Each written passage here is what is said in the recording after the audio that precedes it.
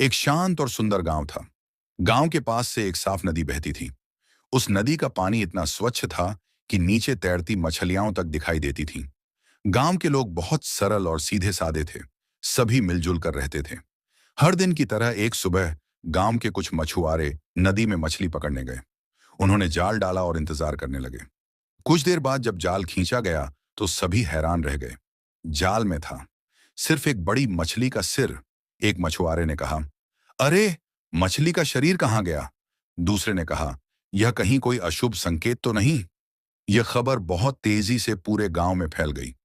बच्चे से लेकर बूढ़े तक सब नदी के किनारे इकट्ठा हो गए। कोई डर गया तो कोई हंसने लगा। गांव में एक बुद्धिमान बुजुर्ग रहते थे जिनका सभी बहुत सम्मान करते थे। वे धीरे धीरे आगे आए और बोले, डरो मत। प्रकृति कभी भी बिना कारण कुछ नहीं करती। इसके पीछे जरूर कोई सीख छिपी है। लेकिन गांव के कुछ लोग मानने को तैयार नहीं थे।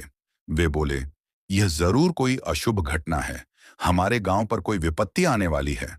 तभी गांव का छोटा सा लड़का रोहन बोला, काका, हम पहले सच्चाई का पता क्यों ना लगाएं? सब चुप हो गए। रोहन की बात सुनकर बुजुर्ग मुस्कुराए और बोले, बिल्कुल सही कहा बेटा।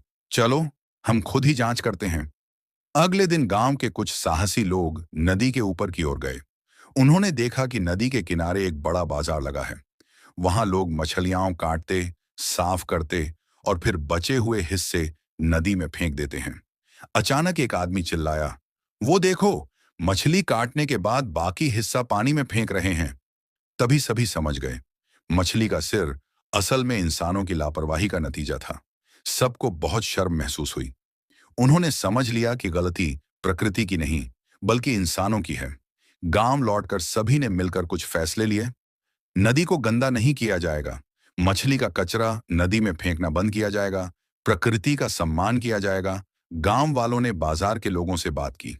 सब मिलकर नियम बनाए गए। धीरे धीरे नदी फिर से साफ हो गई। कुछ दिनों बाद मछुआरों ने फिर से जाल डाला। इस बार जाल में सुंदर जीवित मछलियां फंसी। सभी बहुत खुश हुए। तब बुजुर्ग बोले, देखा, प्रकृति हमें सजा नहीं देती, हमें शिक्षा देती है। समझ जाए तो सब ठीक हो जाता है। रोहन हंसते हुए बोला, तो मछली का सिर हमारा शिक्षक था।